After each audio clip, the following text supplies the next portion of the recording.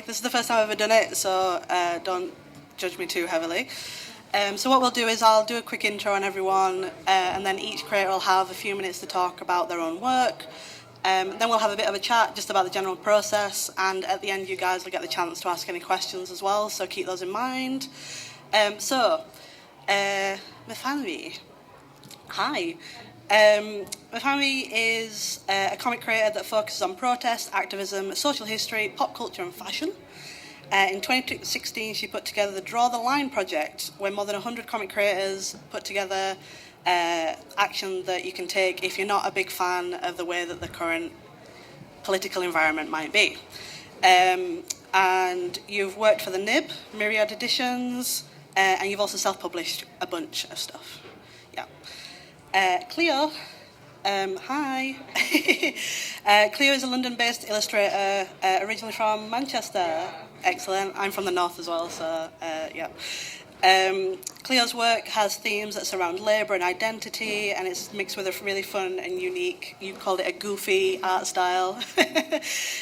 Cleo works in Riso quite a lot, self-published a bunch of zines in Riso as well, which are great. And her debut graphic novel, Sour Pickles, came out last year. No? 2021? Yeah, I forgot what year it was, with Avery Hill. And then we've got Lucy over at the end, Lucy Sullivan. Lucy is a writer and artist and a dip pen enthusiast, also from London. Lucy's work focuses on mental health, folklore, and explores the lived experience, and also has a dash of horror. Lucy's work has been published by Dark Horse, Image, Off Register Press, alongside a bunch, again, of self-published work.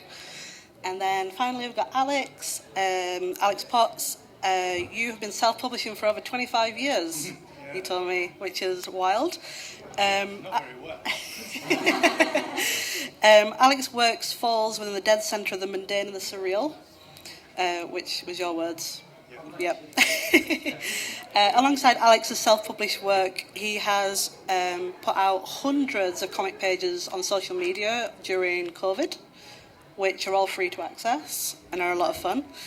He also published 2 books with Avery Hill, A Quiet Disaster, which was in 2014, and The River at Night, which was 2017.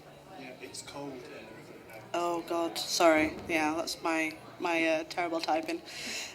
So yeah, let's have a quick chat for a few minutes about each of your individual work. If you want to start with Myth. Yeah, sure.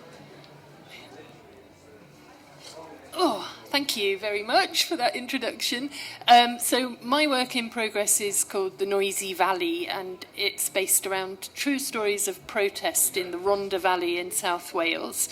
And it all came about basically because of this book that I self-published a couple of years ago. I don't know how many people here know that there was new legislation going through Parliament severely cutting down on our right to protest. So the whole idea that you could go out, shout and scream, and, you know, if you were in an organisation like Extinction Rebellion or Just Stop Oil, that you could go and be quite disruptive, was really clamped down upon. And I got quite cross about that because I think protest is a really important part of our democracy. And so, how many people know what Inktober is? Yeah, lots of people, right. So that's a challenge that asks you every day in October to draw a picture. Meant to do it in ink, and I decided I was just going to do it digitally because I'm always working digitally, and that was a bit easier for me. But so during October, I drew, basically 31 pictures of some of the best protest placards that I could find. Oh, thank you, Lucy, yeah. And then I got to the end of the month, I couldn't stop, so I went on and drew more placards until I had 50, and then I thought, oh, that's nearly a book. And so very, very quickly, because legislation was going through Parliament, I put together some more pages explaining why I think protest is important, how to protest safely, how to make banners, and all this sort of thing. And then, fortunately, because of our parliamentary system, you know, laws go to the House of Lords, and then they go back to the Commons and Lords. So actually, by the time I'd finished, it still hadn't become law, and I had it out in time, so that was nice. And then a tiny little gallery in South Wales in the Rhondda Valley got in touch and asked if I would like to exhibit these pictures. And I was very excited, that seemed nice, and I decided to go down to the gallery and give a talk as well. And while I was there, I thought, what would be nice would be just to talk to local people and ask them about their own experiences of protest, like when have they been on strike, when have they boycotted, when have they been on a big march. And I thought, I'll just do a really quick zine, like not knowing myself, because actually I never do anything quickly, unfortunately. I have a really detailed style that takes ages. And my biggest worry was perhaps that people wouldn't have any stories to tell and I would have no zine to draw. But actually it turned out to be the exact opposite. There were too many stories, and everybody, it feels like, in South Wales has a protest story to tell. So I thought, I've got to do this properly and give it proper time and justice. And that is why it's still a work in progress. I've managed to draw 9 of the stories that I identified. I've chosen 12 altogether. Yeah, that's it, really. That's where I am. If anybody would like to come and see me at my table afterwards, I've got it all printed out for the first time, so I can see kind of like what the finished work looks like. And I was quite pleased to see that there are quite a lot of pages. So all of those days drawing have actually resulted in something tangible. Yeah. Thank you. Yeah, I really love how you said to me and what you just mentioned just now, that it was, I'll just do a quick zine, and now it's turned into something really, really massive. Yeah. And all the real life experiences that you're putting into it as well, because comics are such a great way to be able to spread personal stories. And yeah, I absolutely love that, and I can't wait for it. So I'm going to go to you, Cleo, next.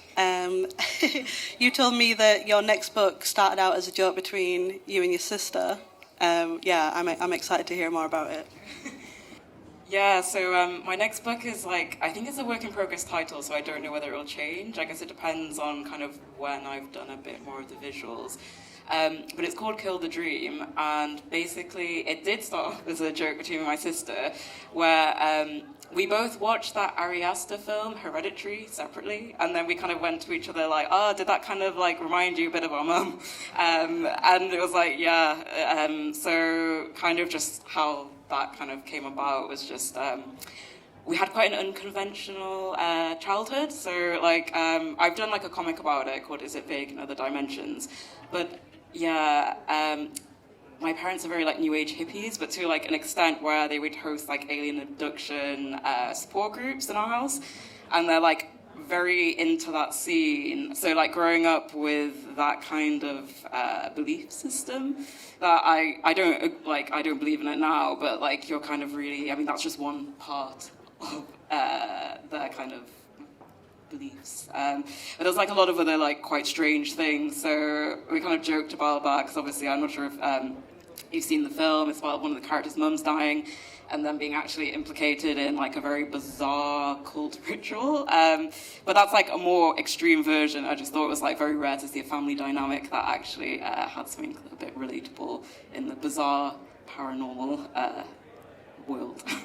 But yeah, that's kind of the beginnings of it. But the comic itself is more like my life, but in a parallel universe. So it's a really heightened version of what I would imagine if my life was more high budget and my mum was very, very successful in her field and became a TV presenter for a cult channel about past lives, because she is a past life therapist. So it's kind of just the ridiculousness of your parent dying and you're now being implicated in some weird, bizarre ritual that you don't know about, but it's kind of funny. I want it to be funny. I don't know if it will come across as that, but yeah, it's just quite a bizarre kind of reality of the characters going from very normal lives to then kind of their mum's world, because she kind of went to America and pursued that. And yeah, I don't know really what. It's kind of a bit of a, yeah, I don't know, a vibe. I really love that it is based in reality and you just kind of ran with those themes. And yeah, because your work is so like your illustration work is so like iconic and fun colours. I really can't wait to see how the story entwines with that. I think it's going to be really great. I'm going to come to Lucy next. This is I wrote this order before you guys sat down, so that's why we're like bouncing back and forth. So Lucy, you when we were chatting via email, you said this was your most ambitious work to date. So that's going to be fun to hear you talk about.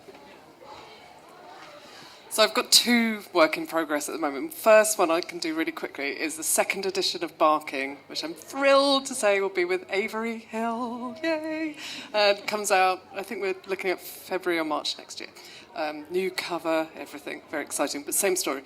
But what I'm currently doing, so I didn't bring it with me, but it's in the corner, is Shelter.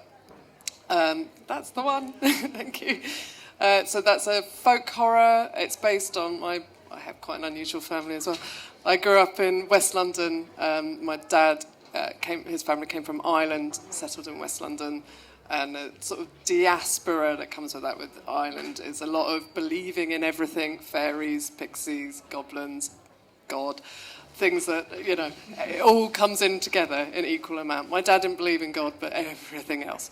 And I definitely grew up with some witches. So I put all of these. Oh, and I grew up in a rock pub, so we had musicians, small-time criminals, art dealers. It was a very eclectic group. So they're all in this world, but I wanted to base it on the women, because there's not often stories about women in sort of 1969, early 70s. It's always about like Long Good Friday and stuff. It's always the guys, and and actually, in my experience, it was their mothers and girlfriends who had to watch out for.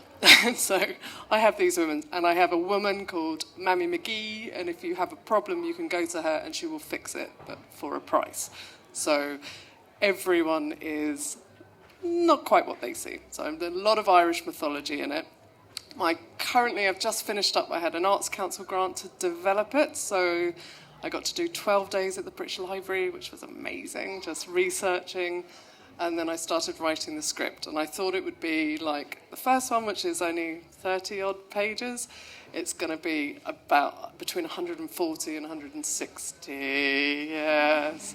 I worked with Shelley Bond, who's here. She helped edit it, and Claire Napier, and they've helped me bring it together and make it a much more reasonable story. It's called Mother's Ruin, and it's about Mammy and another mother who's really my greatest monster yet. She's vile, yeah. She's very English, sorry, but in a really 1970s way. And yeah, so I'm just writing it at the moment. I'm doing the script. I've done an overview of the whole thing. I'm doing it in seasons to break it down, to make it manageable, because I think if you're doing a big project, you've got to find a way to break it down. So I'm doing spring, and I'm currently laying out the pages and writing the dialogue and panel descriptions at the same time. So it's it's still very much a work in progress. But the first edition, Early Doors, the first episode, is available from me today. So you can come and get that and get yourself in the vibe. So, yeah. Again, it's really interesting to hear how you're basing your work in real life again, but kind of running with it a little bit. And the research sounds very, very interesting too. Yeah, what a great opportunity. Yeah. If you're in the UK, get a British Library reading card, because I could get newspapers from the 1970s. I got a boozy book that came with a sewn poppet, and now the librarians are the greatest. Yeah, but it's just a great. So do come. Go to the library. See, you've got to be over 18 though. It's the only one. Oh yeah, and the British Library's what a great resource. There is one up north as well, just outside Leeds, if you're not from down here, which I guess probably majority of you are. Yeah, excellent, cool. So we're going to come to you, Alex, and your next work is coming out in 2025. Yep. So you've got tons of time to go. I've got tons of time to sort of hang around, telling myself I've got loads of time, and then until about 3 months before, maybe, that's when I'll really have to knuckle down. At the minute, I am still writing, but I should tell you what it's. I don't exactly know what it's about.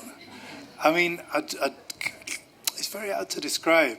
It's kind of a bit like yours, actually, in that it's, I'm not copying.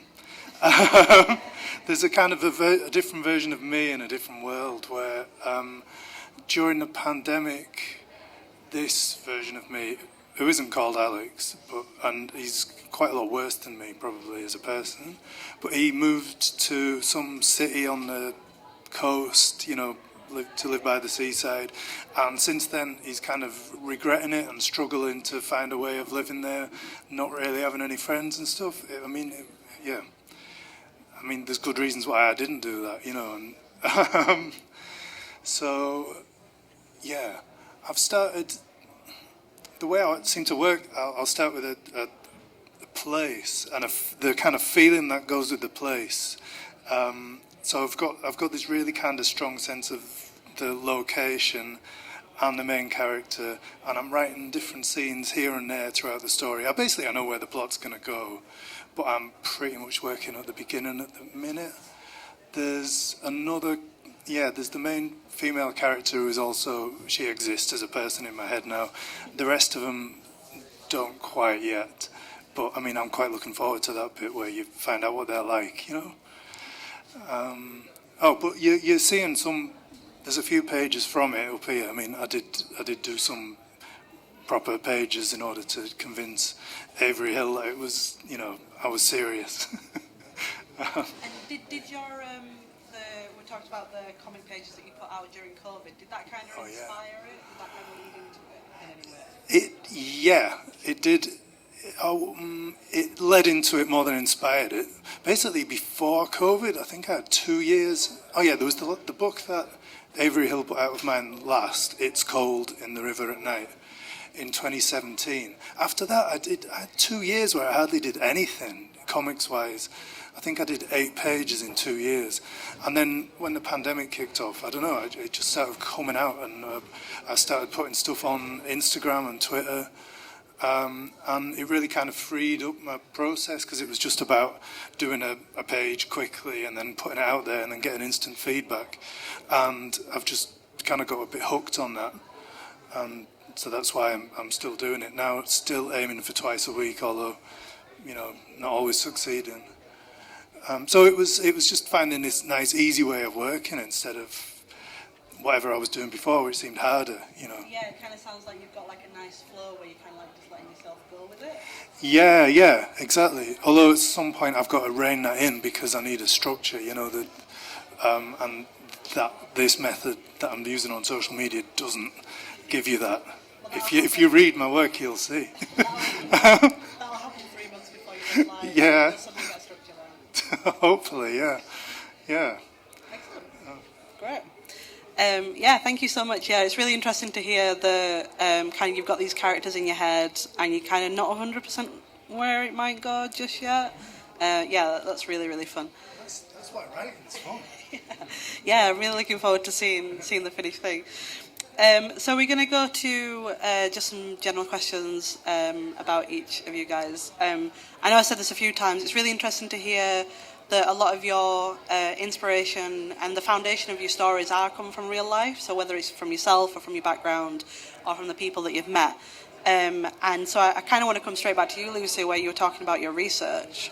Because it felt like you had a bunch to say about the British Library again is obviously excellent. How important is it to you to kind of have that research and have that accuracy in your work?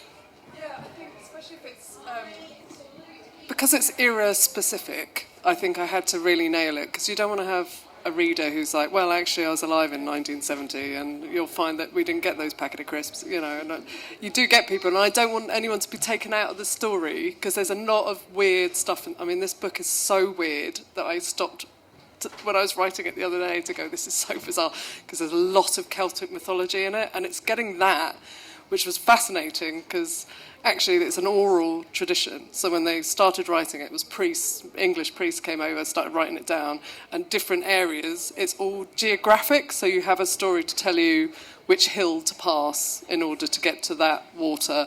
So depending on what way you come, it's a different story. And the names change, and who's the mother or the wife of who changes. So you have a lot of goddesses who are both their own mothers and their daughters, and it's really complex. once I've researched it and discovered that actually no one gets this right, I could feel then a bit freer about doing it. But then I've got to make sure I get the real life stuff a bit more accurate. My hardest thing was talking about women at the time, because it's so easy to play on the kind of like, oh, life was a bit rubbish when you were a woman then, but then to get a newspaper and see that every article that describes a woman describes the colour of her hair, whether she's young and beautiful or basically an old hag, and her weight. And every article, whereas the man is the man. Like, they describe him by his job. He's a labourer, he's a policeman, the women are always like, brunette, 56, housewife, and you're like, wow, okay, I can write this in this manner, because my story is predominantly about older women as well, so it's great to get that accurate, I think. And same with Barking, actually, because I was talking about mental health and how we treat people in that situation, so I had to get that right and make sure that I wasn't talking out of turn about how someone is when they're sectioned as well. I know what it's like to be depressed. I can just go off me for that, but for everything else, yeah, I think it matters, definitely. How important is it for you to have that accuracy? Yeah, it's really important, I think, because I'm telling the stories of real people who really exist, and so I have a responsibility to put them out into the world as they would wish to be seen. So for me, the practical element of that is that I would go and interview them with a little app on my phone that recorded what they said.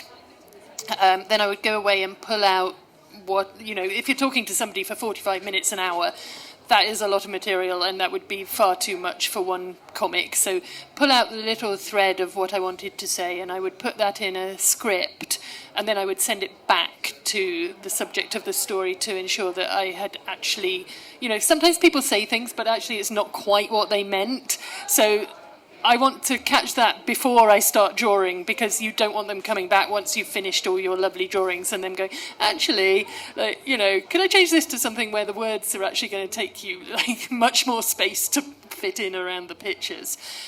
So that was one important thing. And then research as well. So one of the people I spoke to, her dad had been a miner during the miners' strikes, and what I thought was nice was that he said he would never eat a Fray Bentos pie again. These little details I thought were so important.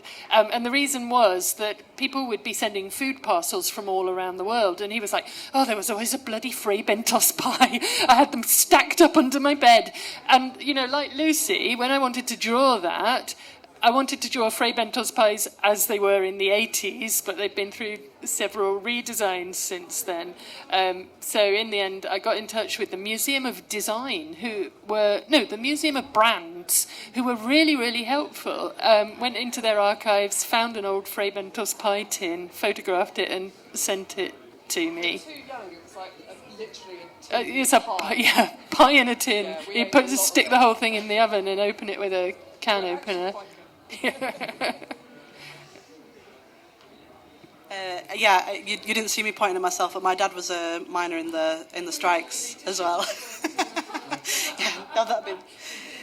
So that's so it kind of, I love the idea that maybe the older generation, not the older generation, like my dad's kind of generation, could see themselves in this work as well. That's really interesting. So the accuracy is obviously going to be really important to them. So it's cool that you've kind of done that additional research instead of just like having a guess or a Google. A little bit more than a Google. Can I just quickly? Thanks. One thing that the gallery said was that this felt important because people never go, the Rhondda Valley is very deprived. It never has very much funding. Austerity did a real number on it. All its libraries were closed down. People tend to be, unemployed, poverty-stricken and so forth.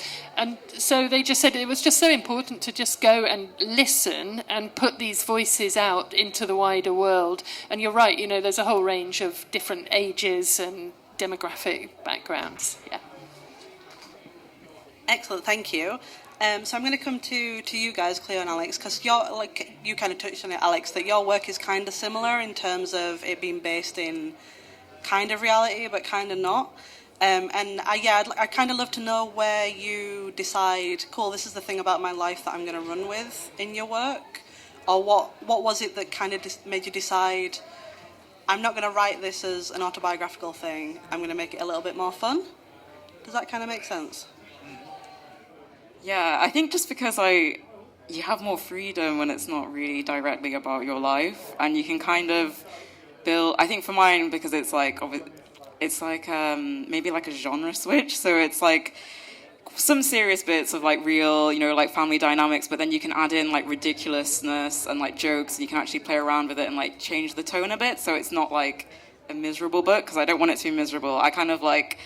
From my background, I kind of would want to have fun with it and actually kind of turn it around. I think that's kind of why I want it to not necessarily be just about like my background, because like I don't know, I just want to do something that's a bit more like ridiculous and like a high budget version of what could have been. For me it was writing autobiography is kind of easier. I mean, you don't have to imagine as much, but then fictionalizing it it helps you leave out all the bits that you're uncomfortable with. I don't know. Is that it? Is that too short an answer? I mean, but you were asking how I decide. Yeah. It's just what makes you comfortable. It's like, no, this is too private. That's not going in. It's just a starting point in the end. I mean, you can kind of go off and explore and make things up from there.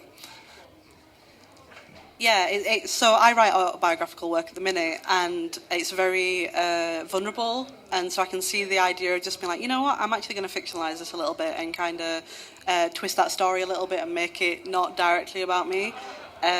Is really fun and freeing, and also gives you that foundation as well in real life where you kind of know where it's going. I really like it when the people who are reading, they're not going to know if it's real or not. That's quite, I don't know, that's fun. Yeah, I feel like both of you guys are going down the fun route with your real life. Yeah. Well, maybe I guess we'll see. Yeah, so what a great cliffhanger. Yeah.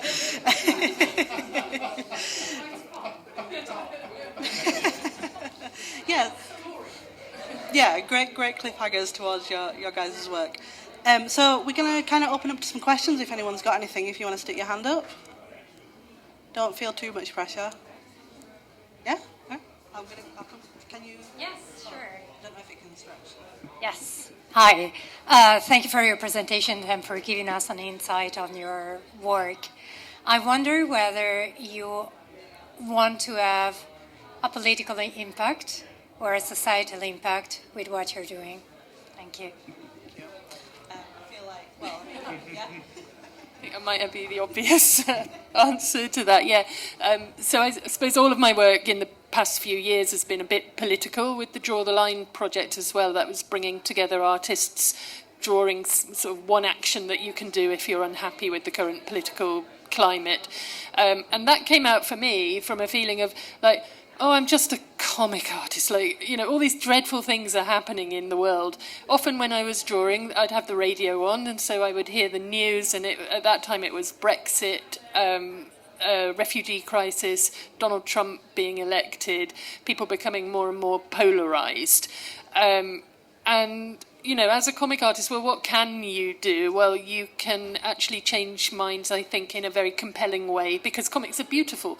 People are drawn to them. They want to pick them up, and you can have your little secret message that you sneak in underneath. So, I don't pretend that I'm making big change in the world, but at least I can bring together, like, the joy that I have in making comics and feeling like hopefully doing a little bit of good.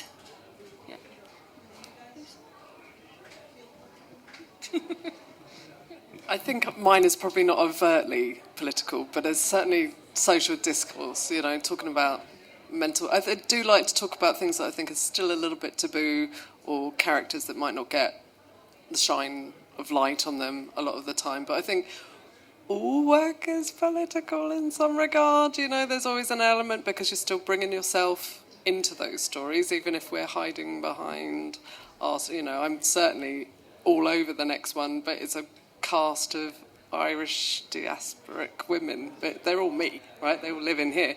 So you're getting those opinions out, but via your characters. But yeah, I think there is definitely an element to that, but I don't think, whereas, with Miss Work, it has a political stance from the off. I think with mine, I quite like the idea that, I've got readers who wouldn't necessarily read about the stories that I am putting out generally, but those messages are still sort of sneaking in there. No offence if you don't. They won't hurt you, they're just messages. I think I kind of unintentionally do that. So I just think of, depending on like your identity, you kind of naturally kind of pull bits from it. And I guess like some of my earlier work is a lot about, which I didn't intentionally like want to do, is about labour and having rubbish jobs and like weird kind of grievances I have with just like where I fall in society. So like I guess with Sour Pickles, that came out with like Avery Hill, that's just kind of complaining about going to uni and not having as much money as your peers, and just about opportunities being closed off because you don't have access to like resources that some other people do. And it's kind of just like, that's quite common for a lot of people. That's the more common thread than like having loads of like money and you can do what you want and be like not paid for internships. And like I guess it's kind of just my experience with that, but I didn't intend for it to be that way, or just complaining about internships really, which is like a real problem in the creative industry. But even though like it's still trying to be funny, it's still kind of one of those things that's a bit satirical, I guess, with that. But I think that's maybe falls into it that way. I don't have a lot to add. My work, basically, I do not try and be political. I kind of, got some sympathy that everything is in some kind of way, but it's more just about struggling to exist. So there you go. Excellent. Great work, great question, thank you. Was anyone else? It's just more of a general one, like with the way the world is right now, with the rise of AI picture generators. How do you keep going and how do you keep yourself motivated? As an illustrator myself, I guess I'm just wanting to get a little pep talk if you've got any encouragement. Sorry, as the panel host answering your question, I think the big thing with AI, I think we can all agree that it's a big poo-poo. But the comic community and the illustration community are all riding together for the same goal, and nothing is ever going to replace your creativity. And it doesn't matter how many times it gets stolen or pushed through some automatic generator. Whatever you make is going to be inherently unique, and I think we all kind of need to remember that and tell each other that. And especially with comic work as well, where you're adding that sequential narrative to it, it's never going to be able to get duplicated by a computer. And just remembering that is really important. It's really important to remember exactly what Chloe's saying, because comics are so sophisticated. It doesn't matter whether it's just like a hand-folded zine that you've put 5 bits of writing on, it's still that marriage of image and text it's going to take them a very, very long time to teach a computer. Computers don't experience, life. So they can't go like, there was that time when that thing happened when I was 12 and I think that's really screwed me up for the rest of my life. I'm going to make a zine about it, right? Or the fact that I just really like these trainers. That whimsical nature is going to be a very, very difficult thing to teach. I'm sure they'll get there one day, but also go lo-fi, right? Don't feel like you have to do everything digital. If you got, a biro and a piece of paper and drew it on that, that's going to be quite hard to do. My work's all mistakes. It's all about mess. I use carbon typewriter sheets. I can't even see what I'm drawing. I would love to see AI figure that out one day, because I don't know what I'm doing. So, just don't sweat it. Someone's always going to try and nick your stuff if it's on the internet, but it doesn't matter because you do it and you can stand in person and sell it and print it out by hand, get a risograph, it will be fine. Don't worry about it. And we all hate them. Yeah, down with AI. So we've got time for one last question with someone at the back. Oh, go on. Yeah, you can both do it. Yeah. I'm sure we can fit both your questions in. Hi, I'm also interested in making comics, and I just wondered how your work outside comics inform your work, your actual narratives, because when I find I do live drawing or I just draw live, my images look totally different to the narratives I make. So I'm just wondering how your personal work informs your narrative work. That's a good question. I can do a bit of that. I mean, I feel almost like I'm cheating when I'm making comics. I spend most of my days doing animation, little bits of illustration and stuff like that, and that's where the money comes from. So it's kind of freeing to just comics are fun. I'm not trying to do anything other than enjoy it and do the best possible work I can. You know, no commercial considerations, but it means that I'm always in practice. If you know what I mean, my hand's always in, and I do live drawing as well a lot, and that kind of really helps in ways that you're not necessarily expecting. I don't know. I can pass this on if you... I guess outside of comics, I work for my old uni, and I kind of like that I do a job that's not creative, so then I save it all for the downtime and really enjoy doing that. And also, like, a really good thing about having a job that is, like, takes you out of it is that you can find really funny inspiration from real life. And, like, for years I worked in an art gallery, and you just, obviously that's a public art space, you just see so much interesting stuff over here, funny conversations, which, like, if you just worked, you know, like at home, you wouldn't find that or, like, see different points of view. So I think, yeah, I just like saving my creative energy for my comics, just so it's like a real pleasure to make, even though it's a labor of love. But yeah, it's good, I think, to have a life outside of that to kind of balance it and get real life experience to then input into your work and kind of have other points of view that aren't yours. Thanks. Yeah, I've got a day job for a charity, which perhaps unsurprisingly is all about promoting democracy. So that is fairly inspiring to me. But what I like is that it's a very varied job. So we'll be working on one thing for a few months and then we'll have a different project as well. And I've found it's really, really useful for inspiring me in various ways. I'm full-time comics. It's not fun, but it is, but it isn't. I get Arts Council grants, which really help. It's really worth doing that, and they're about to be kind of slightly audited about how much money they give to things like comics over, like, say, opera. So it's a really good time to apply. You can get quite decent money off that. And I teach at uni. I teach illustration and animation at Kingston School of Art, and that's a really nice kind of way to get refreshed with your creativity because you're around people who are like buzzing and not a bit jaded like I am.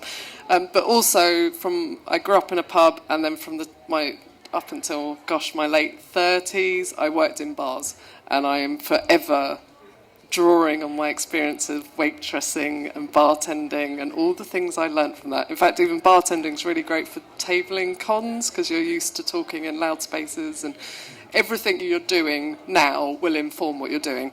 Keep up the live drawing. Also, I draw on location, so like with Barking, all my main environmental scenes, I went to the South Bank, I stood on site and drew on site. So I think the more you can keep your drawing practice going, because like Alex was saying, it's so important to keep your hand in. I'm like not drawing much at the moment because I'm writing, so I have to keep doing like self-portraits or anything to keep it up. But everything you've been through will inform your work, so you just got to keep experiencing stuff, and it will.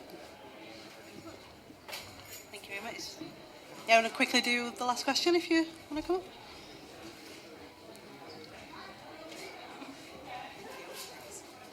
Hiya, I just wanted to know, do you guys prefer working on the sort of illustration part of comics more, or the writing part?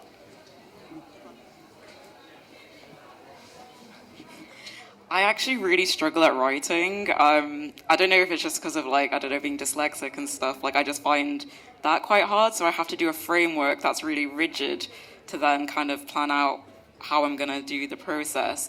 But yeah, I think I'll kind of write what I think the story is going to be, all the dialogue, like the script. But that will change as I do the drawings because I feel it doesn't quite work, or some of the characters, maybe they wouldn't speak like that because they've got more of an identity once you're actually like drawing them. So it kind of changes a bit, I guess, with that. But yeah, a bit of both really with that. Yeah, I'm kind of both, but I mean, it's the writing is first. It's that forms like the structure, that's the whole foundation of everything, and then the visuals kind of have to go afterwards, and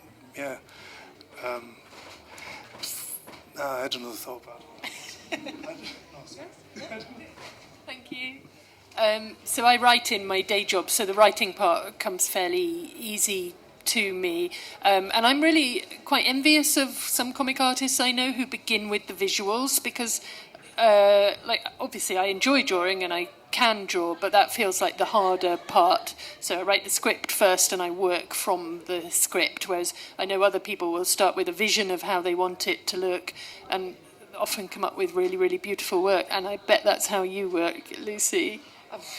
I change every project. I haven't done one the same, but at the moment I'm doing writing and drawing at the same time. So I think I enjoy the layout rough stage the most. When you're drawing that, you've got your script and you've got the possibilities of what you're going to create before you have to settle, frankly, with what you have made, which is never the same as what it was going to be in your head.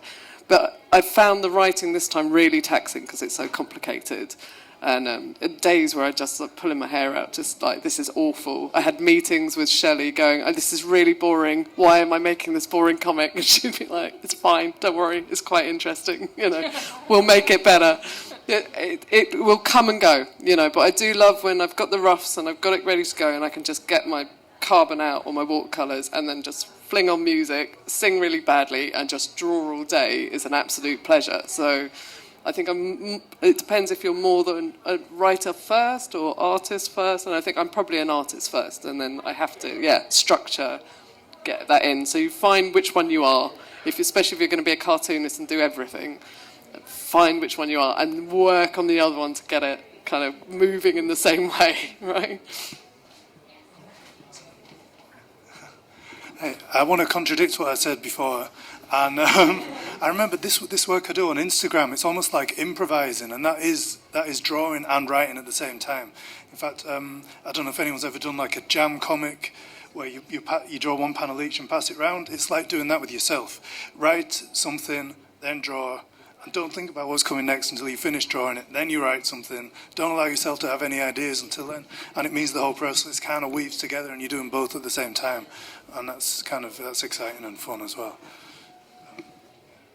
Excellent. It's really interesting to hear that you've all kind of got slightly different viewpoints on that. Cool. We're going to have to wrap it up there. So thank you so much for everyone that's put us through a question. Don't forget to check out everyone's work. You guys, Lucy and Miff, have got tables. Cleo have got a table, and Alex, no, but your work's on Avery Hill's table. There's some there, and I've got some others with me. And obviously, follow them all online and check out their new books when they're ready. Great. Thank you, everyone.